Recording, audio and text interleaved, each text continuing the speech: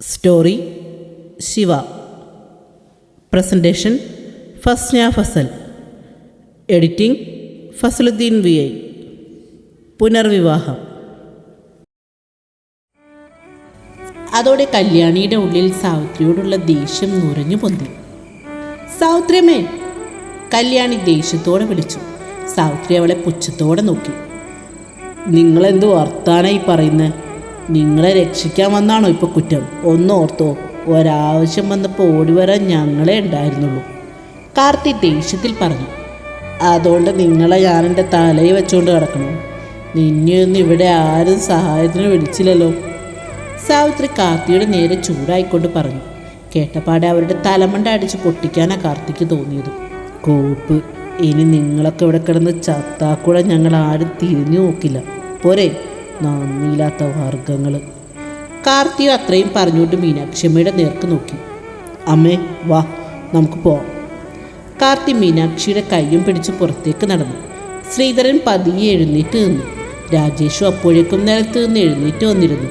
എൻ്റെ കൊച്ചിന് നീ! രാജേഷിൻ്റെ മുഖത്ത് ശ്രീധരൻ ആഞ്ഞടിച്ചു. പിന്നിലേക്ക് രാജേഷ് ഒന്ന് വേച്ചു പോയെങ്കിലും കലി അടങ്ങാതെ ശ്രീധരൻ അവനെ പിന്നെയും തല്ലിക്കൊണ്ടിരുന്നു. ഒടുവിൽ സാവിത്രിയും കല്യാണിയും കൂടി അയാളെ പിടിച്ചു മാറ്റി. രാജേഷ് വേഗം ഉമ്മറത്തേക്കോടി.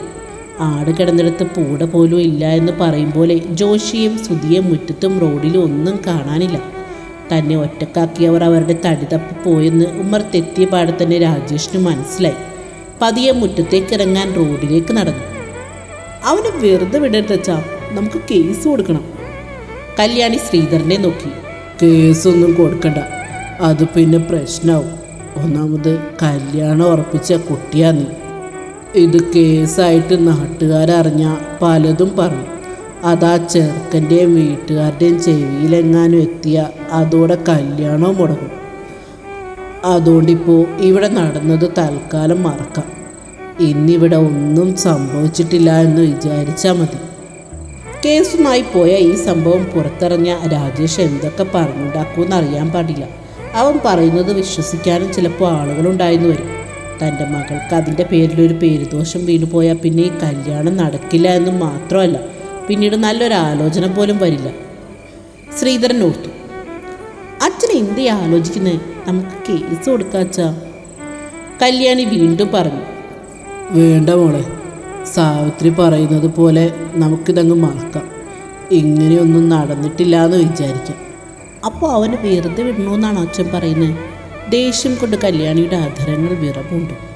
അല്ല, അവനുള്ളത് ഞാൻ കൊടുക്കുന്നുണ്ട്. ശ്രീധരൻ കടപ്പല്ല് എരിച്ചു. ദേ, നിങ്ങളെ എടുത്തിയാടി ഒന്നും ചെയ്യാൻ നിൽക്കണ്ട, അത് പിന്നെ കുഴപ്പമായെന്ന് വരും, സാവിത്രി പറഞ്ഞു.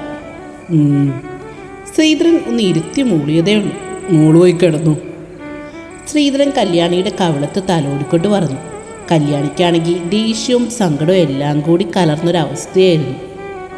പറഞ്ഞത് കേട്ടില്ലേ, പോയി കിടക്കടി. കല്യാണിയെ നോക്കി സാവിത്രി കുറച്ച് ശബ്ദം ഉയർത്തി പറഞ്ഞു. അവരെ തറപ്പിച്ച ഒരു നിമിഷം നോക്കി നിന്ന ശേഷം കല്യാണി നേരെ അവളുടെ മുറിയിലേക്ക് നടന്നു. മാനസിക സംഘർഷങ്ങൾ സമ്മാനിച്ച ആ രാത്രി മെല്ലെ വിട പറഞ്ഞു. നേർത്ത വെട്ടം സമ്മാനിച്ചുകൊണ്ട് പുലരി വിടർന്നു. കിളികളുടെയും മറ്റ് ശബ്ദകോലാഹലങ്ങൾ മുഴങ്ങി. നേരം വെളുത്തത് അറിഞ്ഞിട്ടും എഴുന്നേൽക്കാൻ കൂട്ടാക്കാതെ കിടക്കുകയാണ് ശ്രീധരൻ. നെറ്റിക്ക് മുകളിൽ ഒരു കൈവച്ചെന്തോ അഗാധമായ ചിന്തയിലാണ് അയാൾ. സാവിത്രി എഴുന്നേറ്റ് അടുക്കളയിലേക്ക് പോയിരുന്നു. നിങ്ങളിന്ന് ജോലിക്കൊന്നും പോകുന്നില്ലേ? കാപ്പിയിട്ട ശേഷം അടുക്കളയിൽ നിന്ന് മുറിയിലേക്ക് വന്ന പാടെ സാവിത്രി ചോദിച്ചു. ശ്രീധരൻ പതിയെ തലചരിച്ച് സാവിത്രിയെ നോക്കി. ഇന്ന് എനിക്ക് വയ്യടി, ശരീരത്തിനും മനസ്സിനും ആകെക്കൂടി ഒരു വയ്യായിക തോന്നുക.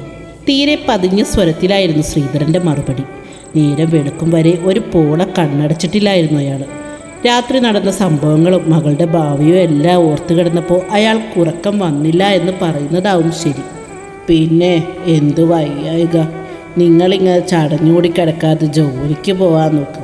പെണ്ണിൻ്റെ കല്യാണം ഇങ്ങ് അടുത്ത് വരുക. അവളുടെ കയ്യിലും കാതിലും ഇടാൻ എന്തെങ്കിലും കൊടുക്കണ്ടേ? അതിന് കാശ് വേണ്ടേ? ശ്രീധരനെ എഴുന്നേൽപ്പിക്കാൻ വേണ്ടി സാവിത്രി പറഞ്ഞു. അത് കേട്ടതും മടിയോടെയാണെങ്കിലും ശ്രീധരൻ എഴുന്നേറ്റു. തലേന്ന് രാത്രി കിട്ടിയ അടിയുടെയും തൊഴിയുടെയും ഒക്കെ വേദന ഇപ്പോഴും ദേഹത്തുണ്ട്. പോരാത്തതിന് ഉറങ്ങാത്തതിൻ്റെ ക്ഷീണം. എങ്കിലും അതൊന്നും കാര്യമാക്കാതെ ജോലിക്ക് പോവാൻ തന്നെ അയാൾ തീരുമാനിച്ചു. അപ്പോഴേക്കും സ്ഥിരമായി പോവാറുള്ള സമയമായി കഴിഞ്ഞിരുന്നു. പെട്ടെന്ന് തന്നെ പല്ല് തേച്ച് മുഖവും വായും കഴുകി റെഡിയായി അയാൾ മുറ്റത്തേക്ക് ഇറങ്ങി. കാപ്പി കുടിക്കാൻ പോലും അയാൾ നിന്നില്ല. അതെ, ഞാനിന്നലെ പറഞ്ഞത് മറക്കണ്ട. ആ രാജേഷിനോട് പോയി ഇനി വഴക്കിനൊന്നും നിൽക്കണ്ട. സാവിത്രി പിന്നിൽ നിന്നും വിളിച്ചു പറഞ്ഞത് കേട്ടെങ്കിലും മറുപടി ഒന്നും പറയാതെ അയാൾ റോഡിലേക്ക് നടന്നു. ദൈവമേ, ഇങ്ങേരിനി പോയി കുഴപ്പമൊന്നും ഉണ്ടാക്കാതിരുന്നാൽ മതിയായിരുന്നു. നടന്നകലുന്ന ശ്രീധരനെ നോക്കി നിന്നുകൊണ്ട് സാവിത്രി മനസ്സിൽ പറഞ്ഞു. പതിവ് പോലെ തന്നെ രാവിലെ കലിങ്കിലേക്ക് ജോഷിയും സുധിയും എത്തി. തലേന്ന് രാത്രി നടന്ന കാര്യങ്ങളൊക്കെ പറഞ്ഞവർ രാജേഷിനെയും പ്രതീക്ഷിച്ചിരിക്കുകയാണ്. കുറേ നേരമായിട്ട് കാത്തിരുന്നിട്ടും രാജേഷിനെ കാണാത്തത് കൊണ്ട് അവർ ഇരുവരും അവൻ്റെ ഫോണിൽ വിളിച്ചു നോക്കി. സ്വിച്ച് ഓഫ് എന്ന മറുപടിയാണ് കിട്ടിയത്. കോപ്പ്, അവനെ വിളിച്ചിട്ട് കിട്ടുന്നുമില്ലല്ലോ. രാജേഷിനെ ഫോണിൽ വിളിച്ചിട്ട് കിട്ടാത്തതിൻ്റെ ദേഷ്യത്തിൽ ജോഷി പറഞ്ഞു. അവൻ ചിലപ്പോൾ വീട്ടിൽ കാണൂടാ, നീ വാ, നമുക്ക് പോയി നോക്കാം. സുധി മുണ്ട് മാടി കുത്തിക്കൊണ്ട് പറഞ്ഞു. ജോഷി ഒന്ന് മൂടിയ ശേഷം സുധിക്കൊപ്പം രാജേഷിൻ്റെ വീട്ടിലേക്ക് നടന്നു. കുറച്ചു ദൂരം മെയിൻ റോഡിലൂടെ നടന്നവർ വലതുവശത്ത് കണ്ട ഇടത്തൊണ്ടിലേക്ക് കയറി. അവിടുന്ന് കുറച്ചു ദൂരം കൂടി പോയാൽ രാജേഷിൻ്റെ വീടെത്തും. രാത്രി നടന്ന സംഭവങ്ങളൊന്നും രാവിലെ ആരും പറഞ്ഞു കേൾക്കാത്തതുകൊണ്ട് രാജേഷിൻ്റെ അമ്മ അറിയാനും വഴിയില്ലെന്ന ധൈര്യത്തിലായിരുന്നു ജോഷിയും സുധിയും. എങ്കിലും രാജേഷിൻ്റെ അമ്മയെ കണ്ടപ്പോൾ അവർ തെല്ലൊന്നും പരുങ്ങാതിരുന്നില്ല. ആ പരുങ്ങലോടെ തന്നെ രാജേഷ് എവിടെയെന്നവർ അന്വേഷിച്ചു. തലേന്ന് വൈകുന്നേരം മുതൽ ആ നേരം വരെ അവൻ വീട്ടിലേക്ക് ചെന്നിട്ടേ ഇല്ല എന്നായിരുന്നു രാജേഷിൻ്റെ അമ്മയുടെ മറുപടി. ഇടയ്ക്ക് രാജേഷ് ഇങ്ങനെ വരാതിരിക്കാറുള്ളത് കൊണ്ട് അമ്മയ്ക്ക് അതിൽ അസ്വാഭാവികത ഒന്നും തോന്നിയതുമില്ല. ഡാ, അവനെ ഇനി പോലീസിലെങ്ങാനും പിടിച്ചു കൊടുത്തുകാണോ? രാജേഷിൻ്റെ വീട്ടിൽ നിന്നിറങ്ങിയ പാടെ സുധി വേവലാതിയോടെ ജോഷിയെ നോക്കി ചോദിച്ചു. ഏയ് ഇല്ലടാ, അങ്ങനെയായിരുന്നെങ്കിൽ പോലീസ് ഇന്നലെ തന്നെ നമ്മളെ വീട്ടിൽ വന്ന് പൊക്കിയനെ. ശ്രീധരൻ്റെ വീട്ടിൽ നിന്നും പേടിച്ചോടിയ ഇരുവരും അവരവരുടെ വീട്ടിലേക്കായിരുന്നു പോയത്. പിന്നെ അവനെവിടെ പോയി? ഇനി ആ കാശിനാഥനും ശ്രീധരനും കൂടി എന്തെങ്കിലും അവനെ ചെയ്തു കാണുമോ? സുധി തൻ്റെ ഉള്ളിലെ സംശയം പ്രകടിപ്പിച്ചു. അത് പറയാൻ പറ്റില്ല. എന്തായാലും നമുക്കൊരിടം വരെ പോയി നോക്കാം. അവൻ അവിടെ ഇല്ലെങ്കിൽ നീ പറഞ്ഞ പോലെ എന്തെങ്കിലും നടക്കാനാ സാധ്യത. ജോഷി അതും പറഞ്ഞ് മുന്നോട്ട് നടന്നു. പിന്നാലെ സുധിയും. തലേന്ന് രാത്രി രാജേഷുമായി ഒന്നിച്ചിരുന്ന് കുടിച്ച പറമ്പിലേക്കാണ് ജോഷി സുധിയുമായി പോയത്. അവൻ്റെ കണക്കുകൂട്ടൽ തെറ്റിയില്ല. അവിടെ ഒരു തെങ്ങിൽ ചാരി രാജേഷ് ഇരിപ്പുണ്ട്. ആളിയാ. സുധി ഓടി അവൻ്റെ അരികിലേക്ക് ചെന്നിരുന്നു. രാജേഷ് അവനെ തറപ്പിച്ചൊന്ന് നോക്കി. ശ്രീധരൻ്റെ വീട്ടിൽ ഒറ്റക്കിട്ട് തങ്ങൾ ഇന്നലെ മുങ്ങിയതിൻ്റെ ദേഷ്യമാണ് രാജേഷിനെന്ന് സുധിക്ക് മനസ്സിലായി. ആളിയ, നിനക്ക് ഞങ്ങളോടൊന്നും തോന്നരുത്. ഇന്നലെ വേറെ വഴിയില്ലാത്തതുകൊണ്ട് ഓടി രക്ഷപ്പെട്ടതാ, സുധി പറഞ്ഞു. അപ്പോഴേക്കും ജോഷിയും അവരുടെ അടുത്തേക്ക് എത്തിയിരുന്നു. നിനക്ക് കുഴപ്പമൊന്നും പറ്റിയില്ലല്ലോ അല്ലേ? ജോഷി തിരക്കി. രാജേഷ് മറുപടിയൊന്നും പറയാതെ തല കുമ്പിട്ടിരുന്നു. ജോഷിയും സുധിയും പരസ്പരം ഒന്ന് നോക്കി. എന്തായാലും നമുക്ക് ഭാഗ്യമുണ്ട്. അവരെന്തായാലും പോലീസിലൊന്നും അറിയിച്ചിട്ടില്ലെന്നാ തോന്നുന്നത്. സുധി തെങ്ങിലേക്ക് ചാരി നിന്നുകൊണ്ട് പറഞ്ഞു. അവനാ ആ കാശിനാഥനാ ഇന്നലെ ഒക്കെ നശിപ്പിച്ച്. ആ നാറി വന്നില്ലായിരുന്നെങ്കിൽ എല്ലാം നമ്മ വിചാരിച്ച പോലെ തന്നെ നടന്നേനെ. ജോഷിയാണ് പറഞ്ഞത്. അവൻ കുറേ കാലമായി നമുക്കിട്ട് ഓരോ പണി തരാൻ തുടങ്ങിയിട്ട്. അവനെ എങ്ങനെയെങ്കിലും ഒതുക്കിയേ പറ്റൂ.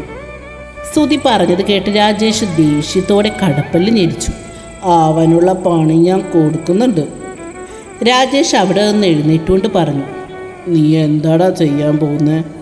അവനോട് നേരിട്ട് തല്ലി ജയിക്കാനൊന്നും നമ്മളെക്കൊണ്ട് പറ്റില്ല കേട്ടോ. അടി തുടങ്ങിയ പിന്നെ അവന് ഭ്രാന്താ. കാശിനാഥൻ്റെ കൈയുടെ ചൂടറിഞ്ഞ ഓർമ്മയിൽ ജോഷി പറഞ്ഞു.